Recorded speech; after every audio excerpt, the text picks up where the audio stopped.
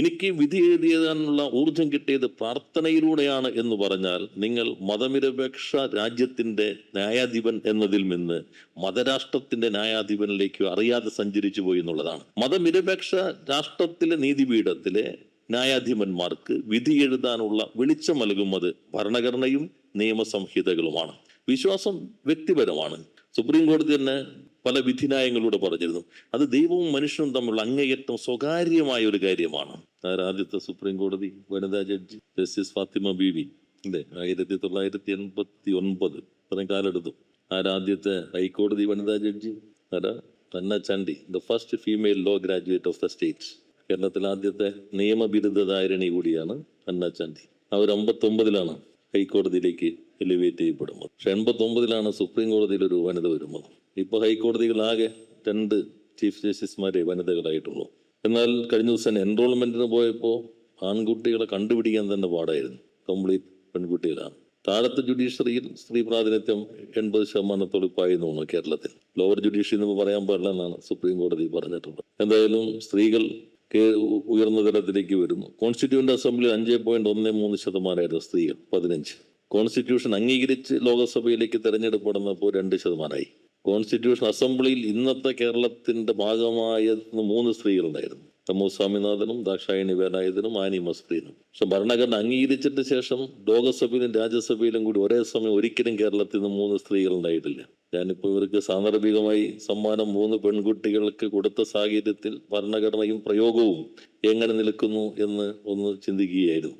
ഇവിടെ നിയമ സെക്രട്ടറി പറഞ്ഞു, വളരെ പ്രസക്തമായ ചില കാര്യങ്ങൾ അദ്ദേഹം പ്രതിപാദിക്കുകയുണ്ടായി. സുപ്രീം കോടതിയുടെ കഴിഞ്ഞ ദിവസം ജഡ്ജിമെന്റ് മതനിരപേക്ഷത, സോഷ്യലിസം ആമുഖത്തിൽ ഉൾപ്പെടുത്താം. ആമുഖം ഭേദഗതി ചെയ്യാമില്ലയോ? അത് അഡ്രസ് ചെയ്യുന്ന പ്രധാനപ്പെട്ട ഒരു ക്വസ്റ്റ്യൻ. ഭേദഗതി ചെയ്യാം, പക്ഷേ ബേസിക് സ്ട്രക്ചറിനെ തൊട്ടിട്ടുള്ള ഒരു ഭേദഗതിയും ഭരണഘടനയിൽ പാടില്ല. ഇപ്പോൾ മതനിരപേക്ഷത, സെക്യുലറിസം ഇത് നമ്മുടെ ഭരണഘടനയുടെ ബേസിക് സ്ട്രക്ചറിന്റെ തന്നെ ഭാഗമാണ്. കൗതുകകരമായ കാര്യം, ഈ വിധി എഴുതിയത് ജസ്റ്റിസ് സഞ്ജീവ് ഖന്നയാണ്, പുതിയ ചീഫ് ജസ്റ്റിസ് ആണ്. യഥാർത്ഥത്തിൽ കേശവാനന്ദ ഭാരതി കേസിനകത്തെ ഭൂരിപക്ഷ ജഡ്ജിമെന്റിൽ ഏറ്റവും ശ്രദ്ധേയമായ നിരീക്ഷണം HR ഖന്നയുടെയാണ്, ജസ്റ്റിസ് HR ഖന്ന.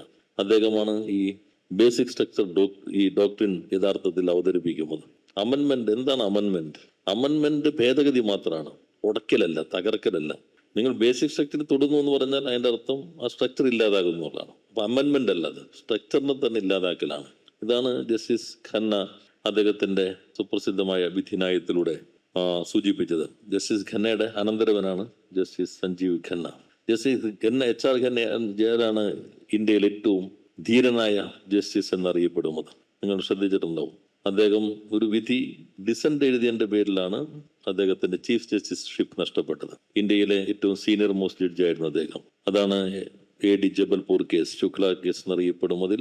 അടിയന്തരാവസ്ഥ കാലത്ത് ഫണ്ടമെന്റൽ റൈറ്റ് ഉണ്ടോ ഇല്ലയോ? എക്സിക്യൂട്ടീവിന് ഉത്തരവിലൂടെ ഫണ്ടമെന്റൽ റൈറ്റിന് ഇല്ലാതാക്കാൻ കഴിയുമോ? ഈ ക്വസ്റ്റ്യനാണ് ആ കേസിൽ ചർച്ച ചെയ്യുന്നത്. 5 അംഗ ബെഞ്ചായിരുന്നു, ഒറ്റ ഡിസന്റ് ഉണ്ടായിരുന്നുള്ളൂ. അത് ഫണ്ടമെന്റൽ റൈറ്റ് നിങ്ങൾക്ക് വേർപ്പെടുത്താനാകാത്ത റൈറ്റാണ്, ഇന്നലൈനബിൾ ആണ്. അതുകൊണ്ട് എക്സിക്യൂട്ടീവിന് അത് എടുത്തു മാറ്റാൻ കഴിയില്ല. ഇതാണ് ഡിസന്റ് നോട്ട്. ബാക്കി 4 പേരും എക്സിക്യൂട്ടീവ് അനുകൂലമായി. 4 പേരിൽ പ്രഗത്ഭരുണ്ടായിരുന്നു. ജസ്റ്റിസ് ഭഗവതി ഉണ്ടായിരുന്നു, ജസ്റ്റിസ് YV ചന്ദ്രചൂഡ് ഉണ്ടായിരുന്നു. അവരുടെ എക്സിക്യൂട്ടീവിന്റെ ഒപ്പം നിന്നു.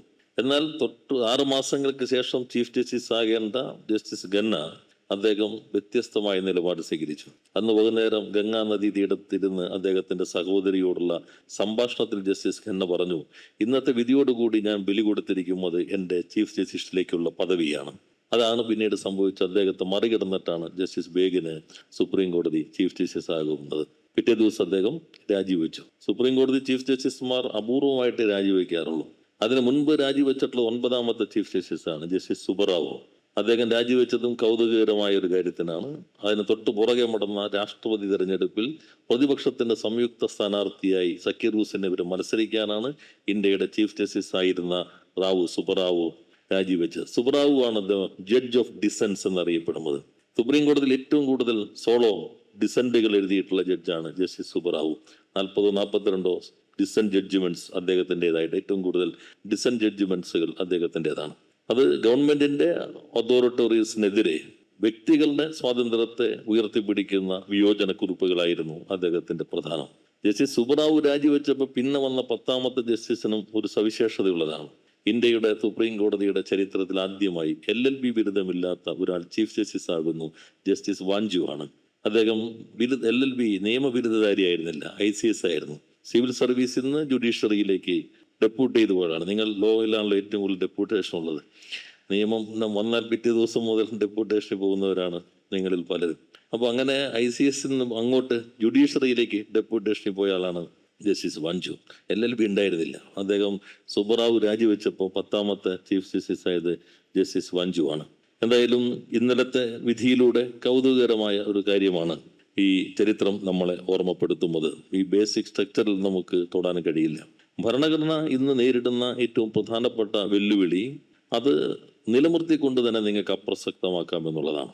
അതുകൊണ്ടാണ് അംബേദ്കർ പറഞ്ഞത്, ഭരണഘടന അട്ടിമറിക്കാതെ തന്നെ ഭരണഘടനയ്ക്ക് ഘടകവിരുദ്ധമായ പ്രയോഗങ്ങളാൽ നിങ്ങൾക്ക് ഭരണഘടനയെ അപ്രസക്തമാക്കാം. എത്ര നല്ല ഭരണഘടനയാണെങ്കിലും പ്രയോഗിക്കുന്നവർ മോശമാണെങ്കിൽ ഏറ്റവും മോശം ഭരണഘടനയായി അത് മാറും. ഭരണഘടനയുടെ ലൈഫ് നിലനിൽക്കുന്നത് പ്രയോഗത്തിലാണ്. ചില ഭരണഘടനാ വിദഗ്ധന്മാർ പറയുന്നത് ലോകത്തിലെ എഴുതപ്പെട്ട ഭരണഘടനകളുടെ ശരാശരി ആയുസ് 17 വർഷമാണെന്നാണ്. പക്ഷേ ഇന്ത്യൻ ഭരണഘടന അതിനെ അതിജീവിച്ചു. ഏറ്റവും പഴക്കമുള്ള എന്നാൽ ഏറ്റവും ചെറിയ എഴുതപ്പെട്ട ഭരണഘടന 200 വർഷങ്ങൾക്ക് ശേഷവും നിലനിൽക്കുന്നുണ്ട്, നിരന്തരം വികസിക്കുകയും വെല്ലുവിളികളെ നേരിടുകയും ചെയ്തുകൊണ്ട്. നമ്മുടെ പ്രശ്നം ഭരണഘടനയ്ക്ക് വിരുദ്ധമായ പ്രയോഗങ്ങൾ വരുന്നു, ഭരണഘടന നിൽക്കുന്നു. ഇപ്പൊ പുതിയ നിയമങ്ങൾ വന്നു, നിയമത്തിന്റെ ചട്ടക്കൂടുകളെല്ലാം എങ്ങനെയായിരിക്കണമെന്ന് 348 പറയുന്നുണ്ട്. എല്ലാം ഇംഗ്ലീഷിലായിരിക്കണം. സുപ്രീം കോടതി, ഹൈക്കോടതി. നിങ്ങൾ നമ്മുടെ നിയമം മലയാളത്തിലാണ് തയ്യാറാക്കുന്നതെങ്കിൽ അത് ഗവർണറുടെ അനുമതി വാങ്ങിക്കണം, ട്രാൻസ്ലേഷൻ. അത് 348 ഭാഗമാണ്. കാരണം 348 കൃത്യമായി പറയുന്നുണ്ട് ഇത് എല്ലാ ബില്ലുകളും ഇംഗ്ലീഷിലായിരിക്കണം എന്നുള്ളത്. ഇംഗ്ലീഷ് അല്ലാതെയാണെങ്കിൽ നിങ്ങൾ പ്രത്യേക അനുമതി വാങ്ങിക്കണം. 348 നിൽക്കുന്നുണ്ട് ഇപ്പോഴും. പക്ഷെ പുതിയ നിയമസംഹിതകളെല്ലാം വന്നിട്ടുള്ളത് ഇംഗ്ലീഷിലല്ല, അതിൻ്റെ തലവാചകങ്ങൾ. ഇന്നലെ കഴിഞ്ഞ ദിവസം പത്രത്തിൽ കണ്ടു, പാർലമെന്റ് MP-മാർ ഇംഗ്ലീഷിൽ മറുപടി കിട്ടാൻ വേണ്ടി നിവേദനം കൊടുത്തു എന്നുള്ളതാണ്. പാർലമെന്റിന്റെ ഈ നിയമങ്ങളെല്ലാം വരുമ്പോൾ അതിനകത്തുള്ള ഡിബേറ്റുകൾ ഇംഗ്ലീഷോ ഹിന്ദിയോ ആകാം. പക്ഷെ അപ്പൊ 348 നിൽക്കുമ്പോൾ പ്രയോഗത്തിൽ 348 ഇല്ലാതാകുന്നു എന്നുള്ളതാണ്. ഇങ്ങനെ പല പ്രശ്നങ്ങളും നമുക്ക് കാണാൻ കഴിയും. ചിലപ്പോൾ സുപ്രീം കോടതിയും ചിലത് ഓപ്പൺ ചെയ്തിടും, കൺക്ലൂസീവ് അല്ലാത്ത ചില നിലപാട് വരും. ഇപ്പൊ ജമ്മു കാശ്മീർ വിധി വന്നു. ജമ്മു കാശ്മീർ വിധി വന്നപ്പോൾ അതിൽ കേന്ദ്രഭരണ പ്രദേശമാക്കാമോ ഇല്ലയോ എന്ന ചോദ്യം അഡ്രസ് ചെയ്തില്ല. ലഡാക്ക് കേന്ദ്രഭരണ പ്രദേശമായി നിൽക്കുന്നു. അത് ഒരു സ്റ്റേറ്റിനെ ഒറ്റ ഇതിലൂടെ കേന്ദ്രഭരണ പ്രദേശമാക്കാമോ? ഞങ്ങളിപ്പോൾ തൊടുന്നില്ല എന്ന് പറഞ്ഞു സുപ്രീം കോടതി. അപ്പോൾ അത് ഓപ്പൺ ആണ്. ഏത് സ്റ്റേറ്റിന്റെ ഭാഗത്തെയും നാളെ വേണമെങ്കിൽ കേന്ദ്രഭരണ പ്രദേശമാക്കാം.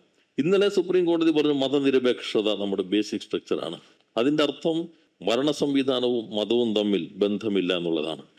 മതനിരപേക്ഷ ഭരണ സംവിധാനത്തിൽ ജുഡീഷ്യറിക്ക് ദിശാബോധം നൽകുന്നത് ഭരണഘടനയും നിയമസംഹിതയുമായിരിക്കും, വിശ്വാസമോ പ്രാർത്ഥനയോ ആയിരിക്കുകയില്ല. എനിക്ക് വിധി എഴുതിയതിനുള്ള ഊർജം കിട്ടിയത് പ്രാർത്ഥനയിലൂടെയാണ് എന്ന് പറഞ്ഞാൽ നിങ്ങൾ മതനിരപേക്ഷ രാജ്യത്തിന്റെ ന്യായാധിപൻ എന്നതിൽ നിന്ന് മതരാഷ്ട്രത്തിന്റെ ന്യായാധിപനിലേക്ക് അറിയാതെ സഞ്ചരിച്ചു പോയി എന്നുള്ളതാണ്. മതനിരപേക്ഷ രാഷ്ട്രത്തിലെ നീതിപീഠത്തിലെ ന്യായാധിപന്മാർക്ക് വിധി എഴുതാനുള്ള വെളിച്ചം നൽകുന്നത് ഭരണഘടനയും നിയമസംഹിതകളുമാണ്.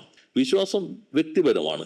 സുപ്രീം കോടതി തന്നെ പല വിധിന്യായങ്ങളിലൂടെ പറഞ്ഞിരുന്നു അത് ദൈവവും മനുഷ്യനും തമ്മിലുള്ള അങ്ങേയറ്റം സ്വകാര്യമായ ഒരു കാര്യമാണ്. ഇത് ഭരണഘടനാ അസംബ്ലിയിലും കാണാം, സുപ്രീം കോടതി വിധിന്യായങ്ങളിലും കാണാം. മനുഷ്യനും ദൈവവും തമ്മിലുള്ള അങ്ങേയറ്റം സ്വകാര്യമായ ഒരു കാര്യമാണ്. ആ സ്വകാര്യമായ കാര്യം വിധി എഴുതുന്നതിലേക്ക് എത്തുന്നുവെങ്കിൽ അതിൻ്റെ അർത്ഥം ഭരണഘടനയെയും ന്യായസംഹിതകളേക്ക് അപ്പുറത്തേക്ക് ഇത് പൊതു ഇടങ്ങളിലേക്ക് പ്രവേശിക്കുന്നുമുള്ളതാണ്. അപ്പം അങ്ങനെ ഗൗരവമായ വെല്ലുവിളികൾ പല തലങ്ങളിൽ നിന്ന് ഭരണഘടന നേരിടുന്നുണ്ട്. അപ്പോൾ നമ്മുടെ ഇന്നത്തെ കാലഘട്ടത്തിൽ ഭരണഘടന അവബോധം ഏറ്റവും പ്രധാനപ്പെട്ടതാണ്. ഭരണഘടന അവബോധം സൃഷ്ടിക്കാൻ ഇങ്ങനെ പലതും നമുക്ക് സഹായകരമായിരിക്കും. ഇത്തരം പ്രസംഗ മത്സരങ്ങൾ, കോമ്പറ്റീഷനുകളെല്ലാം സമൂഹത്തിലേക്ക് ഇത്തരം ധാരണകൾ കൊണ്ടുവരാൻ വളരെ സൗകര്യപ്രദമായിരിക്കും. അതോടൊപ്പം തന്നെ ചരിത്രം പഠിക്കുക, ചരിത്രബോധം, എല്ലാത്തിനും എപ്പോഴും ചരിത്രവൽക്കരിക്കുക, അത് പ്രധാനപ്പെട്ടതാണ്. നിയമവകുപ്പ് ഇപ്പോൾ ജയകുമാർ സാർ ചോദിച്ചു പുറത്തേക്ക് പോവുകയാണ്. നമ്മൾ പുറത്തേക്ക് കുറേ കൂടി പോകേണ്ട ഒരു കാലമാണ്. അദ്ദേഹം എന്നെ പ്രകീർത്തിച്ചുകൊണ്ടാണ്, അഭിനന്ദിച്ചുകൊണ്ടാണ് പറഞ്ഞത്. കുറേ കൂടി നമ്മൾ ആളുകൾക്ക് നിയമം ജനങ്ങളിലേക്ക് എത്തുന്നുണ്ടോ? ഇത് പ്രധാനപ്പെട്ട വെല്ലുവിളിയാണ്.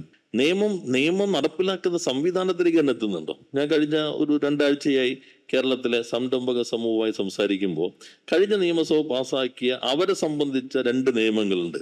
അറിയാവുന്ന ആരെങ്കിലും കൈ പൊക്കാൻ പറഞ്ഞപ്പോൾ ഒന്നോ രണ്ടോ കൈയാണ് ആകെ 2000-3000 പേരിൽ. അപ്പൊ അവരുടെ ജീവിതത്തെ അല്ലെങ്കിൽ അവരുടെ പ്രവൃത്തിയെ തന്നെ ബാധിക്കുന്ന ഒരു പ്രശ്നത്തിൽ നിയമസഭ ഒരു നിയമം നിർമ്മിക്കുമ്പോൾ അത് അവരിലേക്ക് പോലും എത്തുന്നില്ല. ചിലപ്പോൾ ഫയൽ നോക്കുമ്പോൾ സംവിധാനത്തിൽ പോലും പുതിയ നിയമം ചിലപ്പോൾ എത്തിയിട്ടുണ്ടാവില്ല. നിയമം മാറിയിട്ടുണ്ടാവും. പല ഉദ്യോഗസ്ഥരും ജീവിക്കുന്നത് 2-3 വർഷം പുറകിലാണ്. എന്നുവെച്ചാൽ ഈ പുതിയ നിയമങ്ങളെ കുറിച്ച് അവർ അജ്ഞരായിരിക്കും. അത് നിയമവകുപ്പിന്റെ കൂടി എങ്ങനെ ഉത്തരവാദിത്തമാക്കി മാറ്റാം, പാസ്സാക്കപ്പെടുന്ന നിയമങ്ങൾ സമൂഹത്തിലേക്ക് എങ്ങനെ എത്തിക്കാം, നടപ്പിലാക്കേണ്ട സിസ്റ്റത്തിലേക്ക് എങ്ങനെ എത്തിക്കാം, അതിന് സാധാരണയിൽ നിന്ന് വ്യത്യസ്തമായ പ്രവർത്തന രീതികളെ കൂടി ഈ കാലം ആവശ്യപ്പെടുന്നുണ്ട് എന്ന് കൂടി ഓർമ്മിപ്പിക്കാൻ ഈ സന്ദർഭം വിനിയോഗിച്ചുകൊണ്ട് ഈ ഭരണഘടനാ ദിനാഘോഷങ്ങളുടെ ഭാഗമായിട്ടുള്ള ഈ മത്സരങ്ങളുടെ സമ്മാനദാനം നിർവഹിച്ചതായും ഈ ചടങ്ങ് ഉദ്ഘാടനം ചെയ്തതായും അറിയിച്ചുകൊണ്ട് മറ്റ് പരിപാടികളിലേക്ക് പോകേണ്ടത് കൊണ്ട് ജയകുമാർ സാറിന് പ്രസംഗത്തിന് നിൽക്കാതെ പോകാൻ എന്നെ അനുവദിക്കണമെന്ന് കൂടി സൂചിപ്പിച്ചുകൊണ്ട് വാക്കുകൾ അവസാനിപ്പിക്കുന്നു. എല്ലാവരും നന്ദി, നമസ്കാരം.